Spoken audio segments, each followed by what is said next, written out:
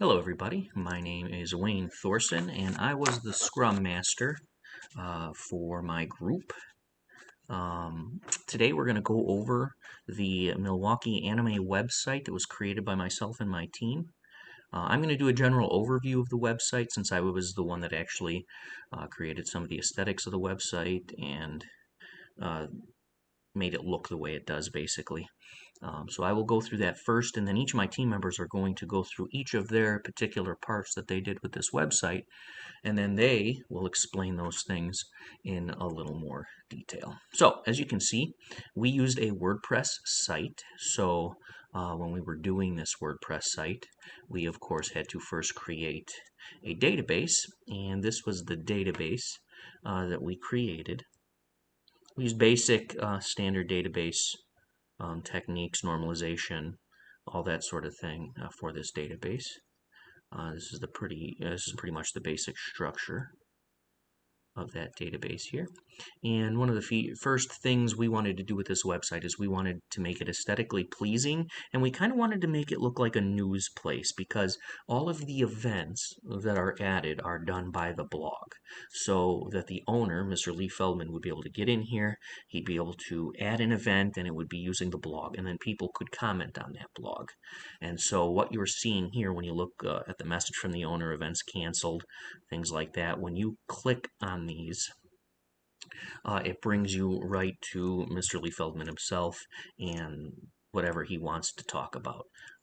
Mostly these will be events, but he could put anything he wants to in this. It's just like a basic blog that you would find. We wanted to implement sort of an events bar, new events bar that would come scrolling through. Um, and with this website, we do allow the option for people to log in or register a username and log out so that they can participate in the events portion of it, which is the events portion of it here. And then, of course, we have recent posts, recent comments, the archives, and categories. Right now, we only added two categories, the event listing category and an informational category. Because, like I said, this is going to be used for event listings, mostly this blog. Um, and then, of course, we wanted to get some images of the anime from the anime perspective because this is an anime convention website. Um, so then the first thing that you go to on this page is panel registration, and this will the guys will go into more detail on what exactly how this stuff functions. But right now, this is just an overview. This is the panel registration. This is an area in which when events are put into the system, they will come up onto this screen, onto this wonderful screen here, and then so that the person can see what events they're looking at, and then they can register for those websites. And then this information is actually stored in a plugin within the WordPress site, and that information can be extracted by Mr. Feldman when he needs to create a list of people that will be coming to his event. The only thing we wanted to add, like a pay feature with this, where people could actually pay for their event online. But Mr. Feldman's kind of old school. He did not want any sort of monetary system added yet, or any sort of like online marketplace. So we strayed away from that. And then, of course, you go to the volunteer application page. Same sort of thing. We've got, come join the anime convention staff. And then people could look at all the requirements. What are the perks, volunteer requirements, their tiers, and all of this stuff, policies, all the stuff that's particular to Milwaukee anime. And then you can apply now. Put your name in there. And this, once again, gets stored into a database that is provided within the plugin. This is not actually going to our actual my PHP admin cPanel structure or database here. It is stored within the plugin that's within WordPress, which was a function. We wanted to integrate everything so we can pull all information from our cPanel database, make something to do that. He was comfortable with the Excel spreadsheet idea that comes with the plugin that we use, which will be explained more in detail. So Mr. Feldman, that's kind of how he wanted it. And also with this page, it shows you where the conventions are held, usually at the Wisconsin Center and so on and so forth. And then we added newsletter functionality. Mr. Feldman, the owner of Milwaukee Anime, wanted a feature where people can add their email addresses, and once they put their email address in, he'll get a list of those email addresses, and then he can send out a quick email to everybody to let them know, hey, this is what's going on, that's what's going on, here's some new information. And so we also used a particular plugin that Ian will talk about in more depth that does exactly that. The panel registration, volunteer application, and newsletter are things that the other group members worked on. The things I worked on specifically was I created this database, which took me a little bit to do because I couldn't remember how to make a WordPress database, so I had to figure that out. And then I built the general website, but we had some functionality here, some pictures, so that some of the convention pictures that Mr. Feldman takes at these conventions, or people in general take, will all be displayed here in such a way that when you hover over them, it does cool colors.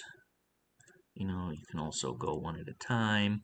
The functionality we wanted to add to this was that we wanted to make it a book that people could log into and then add more pictures.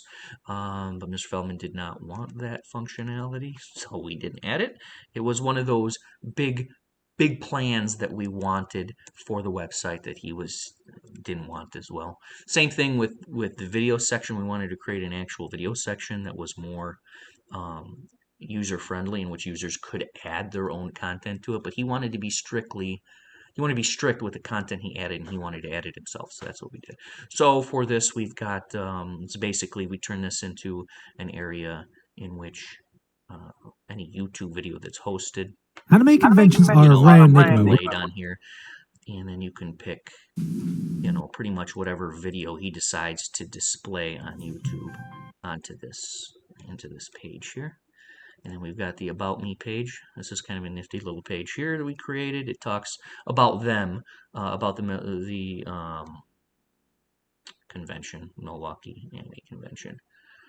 So we added that, and then of course we added a contact page. Once again, this is a database within our plugin that stores this information, and it actually sends an email directly to the Anime Convention Forever email address that this website's connected to, which is the email address that the owner wanted. So that's what we did. And then some of the other functionality that we added to this website, we got a search bar feature here. And then we've got the Milwaukee Anime Online. So Mr. Feldman wants to eventually, he streams through Twitch. He wants to eventually stream his conventions online so that people that can't make it can actually see what's going on. And at some point in time, he does want to monetize things. He's just not ready for that yet. And so he would like to monetize the Milwaukee Anime feed as well. So people that can't fork out the, I don't know, $40 and, he can $10 or $5 fee. And then so that connects directly to his Milwaukee Anime Twitch account, which is offline right now because they're not doing anything. But that goes right to his, and that feed would be run through that. Now, the monetization, I had to explain, well, I don't know how Twitch specifically would allow you to shut off your website, so we'd obviously have to create some custom connectivity for that. But that is the basic gist of that there. So yeah, this is the website that we created. We created this website, and the plugin functionality that goes along with it we had big plans. We had big plans to create our own plugins. That didn't work out the way we planned, so we did adapt plugins for the functionality that Mr. Feldman wanted. So that's pretty much what you can do with this website. Looking over some of my notes here. Everything fits the standards of this SOA standard for normalization. This is a professional database that I had help creating through research on how to do that, as well as WordPress is a standard program that is used for many different programs. So That for sure has a lot of security features and is updated constantly.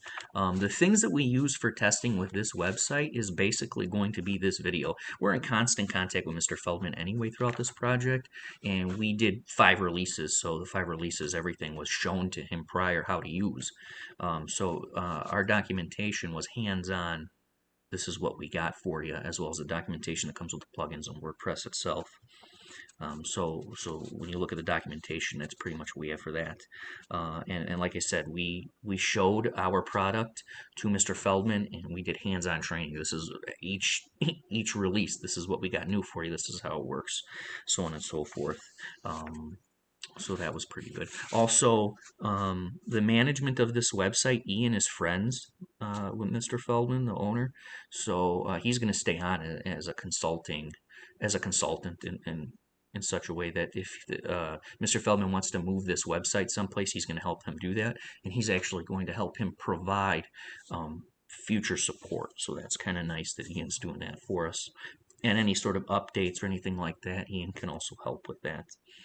And the implementation of this website was pretty easy. We built it, put it together, released it, and here it is. So, yeah, that's pretty much the website as a whole. This is what we did. If I'm going to go into the next part of our video where each of the members explain their specific functionality. I hope you enjoy it. Thank you.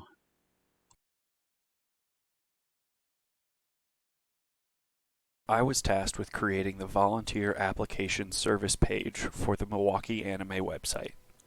Our client wanted there to be a way for people to submit a standardized form that would gather some basic information in an easily parsed format. As we decided to create the site through WordPress, I looked into the various options of plugins that could complete this task. Although there were numerous plugins, the options available for free that were not relegated to a trial window were few. And as a group, we ultimately decided on Ninja Forms. The product structure of Ninja Forms is one that lets you use their free options for as long as you want, but any expanded functionalities would cost extra through numerous different payment plans. Their free options allowed me to create the volunteer application form that covered all of the main bases requested by our client. Once the structure of the form was given the green light, I started to look into the database structure of Ninja Forms and how our client could access the information from all the submissions they received in an efficient and effective manner. This is where I hit a roadblock in the production cycle. The free version of Ninja Forms comes with a basic database accessible through WordPress, but I had hoped to link the form submissions to our main database in cPanel. After doing a full day's worth of research, I found that it's possible to link the information to cPanel through 2 different avenues. The first and simplest is to pay for expansions to the Ninja Forms plugin. But that was not an option for our client at the current moment. The other option was to write custom PHP within the directory files of our WordPress site, accessed through an application like FileZilla. I worked on writing this code over the course of about a week, but with other projects and PHP not being my greatest strength, I was not able to get it to work successfully in a seamless manner that made it easier for the client compared to the option of going through WordPress. The only real option I was aiming for with the cPanel integration was to make the access of the application submissions a bit easier and slightly more secure. If the collection of submissions were accessible through the database, then accessing and maintaining an up-to-date version could be easier with an understanding of PHP and MySQL. The method of going through WordPress does create a chance of redundancy if edits are made to the downloaded file and not reflected on the WordPress admin site, but the simplicity of accessing the information in the admin site ensures that these kind of data errors should only happen through human errors of forgetfulness and laziness. In the WordPress admin site, the user needs to hover over Ninja Forms and select Submissions. Once on the Submissions page, they need to select the form in question, which in this case is the volunteer application, and that will generate a list of the application forms received through the site. Then there is simply a button for Download All Submissions that will download a CSV file, which can be easily opened in Excel and converted into an Excel file for data management. Should the client want to create new forms in the future or edit existing ones, there is no training or previous knowledge required. The layout of Ninja Forms is very intuitive, and should they get confused, they have a help forum as well as more service and assistance structures for owners of the paid versions. Ninja Forms keeps their plugin up to date with the newest versions of WordPress, and they also update their users about any changes they make to their plugin. Or about the Ninja Form plugin as it was previously mentioned. I'll be talking more of the features on the Ninja Form plugins as well as one example of the form. So before we start off, I want to briefly mention we are using WordPress site. And here on the WordPress site on the left side we have our Ninja Form, and we're going to click on Dashboard. This is the Ninja Form homepage. And on the Ninja Form page we have form, services, app, and integrations. We created 4 forms for our site, and we're going to click on the event registration to see. And here we created 6 labels for event registrations, and here the users can input their data for the form. And if you want to add more labels to gather more information about your users, you can click on this plus on the bottom right corner. And here we'll see fields that you can add to get more data. And these are the other stuff that you can use for your form, such as email, action, and advance. Most likely you want to focus on the form fields. And here, once you have completed done, you can click publish. And we're going to go back to the form homepage. And here we're going to see the services page. And here you can add the manager, which is currently in its beta phase.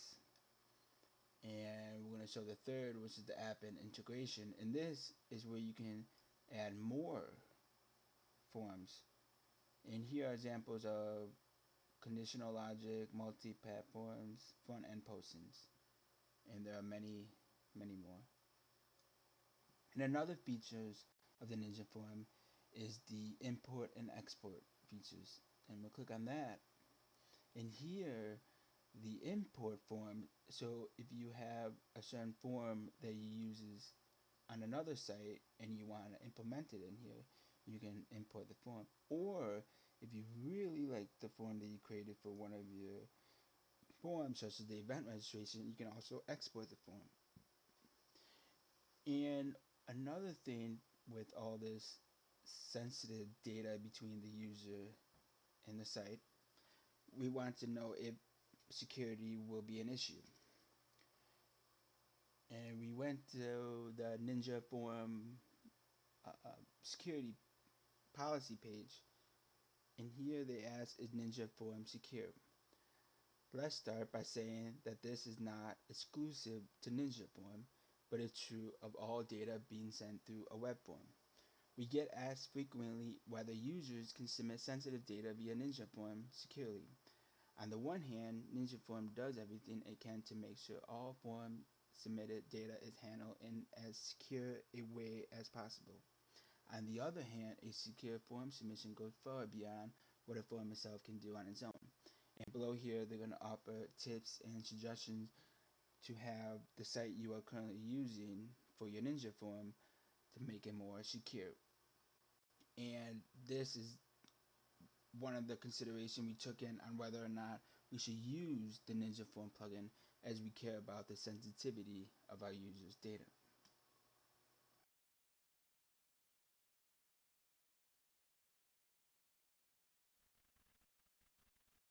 Hi there, my name is Ian McEwen, and I worked with the Mead God team, because I still can't pronounce that name no matter how long it's been.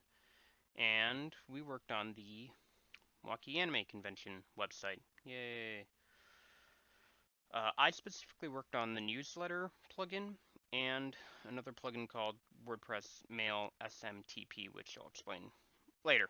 But the newsletter plugin, to subscribe to the newsletter plugin, just go to the website, click newsletter, it'll take you here, and you can just put in your email and hit that subscribe button. From there, you'll get something like this. I've already subscribed, but it will ask you some other stuff on your change profile stuff. And it's actually really important because it will go, hey, male, female, whatever, and it'll make sure you're confirmed. That does help out a little bit in the later on steps for organizing through the database. Now, from that confirmation email, you can click on change profile and it will take you here where you can change up your email to a new email, or say you messed up or you want a new email account to send it all to, or you can cancel your subscription. That's fine. You can do that all here. And it's really, really simple to just, boom, go through and do that. Now, the WordPress, or not WordPress, the newsletter plugin itself is really, really simple to use and really nice in the information it tells you about. Just from the dashboard alone, it tells you, hey, look at that. These are people who are subscribed recently. This is your newsletter you're working on right now. Statistics here. It's not showing any just because we haven't actually sent out any emails from the newsletter itself. And subscriptions, which is going, hey, this many people subscribed this day, or whatever. Now, to work on an email or a new newsletter, it's really simple. Just click on that newsletter right there, new, and you'll get something like this. Now, the top left-hand corner one is this one here. And it is really, really simple to just work on. If I wanted to, say, change the background color, do that right away. If I want to make a new call to action, which is basically the RSVP thing, do that. I already got two there. Boom, whatever. You want to change up your text in there? Do that. And just apply everything, save it up, and then you click next, which takes you here. And it shows off exactly what you have going on in your email. It shows preview the sending options. Now this goes back to the confirmation thing where, hey, you got something specified for, you know, that this is more of a female orientated thing. You can do that. Or, you know, that there's something going on with that just guys would like to go to. You can do that too, or just whatever, because not specified. You can also make sure or send out emails to anybody who's not confirmed and just subscribe but never really looked through their emails and went, hey, look at that, I got a thing. You can do that. Now this here, which is RSVP, that does come empty, and you do need to type in your title there. That did take me a lot longer than I should have to realize to send out an email. Now, say, woo, coronavirus is cured overnight and everybody's got a vaccine. You can make up something real quick and be like, hey, we're doing a anime con next Tuesday, whatever. Send now, boom. Or you can set up a weekly thing, like every Monday you want to go, hey, this many people have signed up and we're really pumped and hoping everybody's doing good from home for when everybody's better and, you know, the world has stopped ending. Keep spirits up. You can do that. Send out, like, say the same email every Monday if you want to. Yeah. Now, for the actual database part of the newsletter plugin, go here, newsletters. And from newsletter down to newsletter user logs, that is all stuff that the newsletter plugin made. This first one, newsletters, this stores the email account of the subscribed, which is all a lot of stuff. And your confirmation, the stats here, that is the important one of, hey, you're confirmed, you're male, female, whatever type thing. Yeah, that's that right there. And then your ID is really important for it in the sending out process, which is this one here. This next one down here, newsletter email, that is the actual emails going out. That's like that, the confirmation email, which I believe this is the confirmation email. Yeah. And that shows only the created emails, or the ones that it has created and sent out, not anything like this that we're working on still. Now, the sent part, that is showing the actual sent out created emails. That would be this.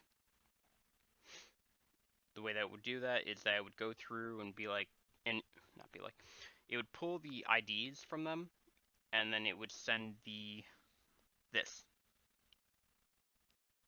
in the RSVP subject log. And it would send that out to all of those there. The stats here shows, or would be something that would pull up after this email would be sent through the RSVP. So you click that, and it would show you this person is RSVP'd, and information like that. And the user log stuff, this here is confirmed emails. That is the subscribed down here. That is showing that stuff. Now, the other plugin I worked on was the WP Mail SMTP. This forces every email we make on this whole WordPress account or website to go through one email account. So not just the newsletter or Ninja Forms, or if we add in another plugin that wants to use emails and stuff like that, it would send out through that. This email right here. I'm not entirely sure how it is with other email accounts, but we used Gmail for ours. And it was a little bit more difficult for me, I want to say, using a Gmail account, just because in the process of doing it, the person who set up the plugin really likes using something called G Suite. And he doesn't quite tell you how to work around G Suite, which we're not using. And the way that I understand G Suite is it's kind of like a WordPress, but it's WordPress through Google. I'm not entirely sure. But it was around this step up here where you set up your AO oath that you have to use a G Suite. And he doesn't really talk about how to get around that. There are workarounds, but it took me a very long time to figure out how to do. And that's one of the reasons why I'm not going more in depth about how to use WTMP or SMTP, because it's a little bit more difficult. And basically, once you get the workaround going, it drops you down to here, which is your client ID and your client secret. These are two very important things for the forcing it through. The way that works is that it takes this, it creates this, and tells WordPress, use this email account, no matter what. And this is us going, do this. Garad.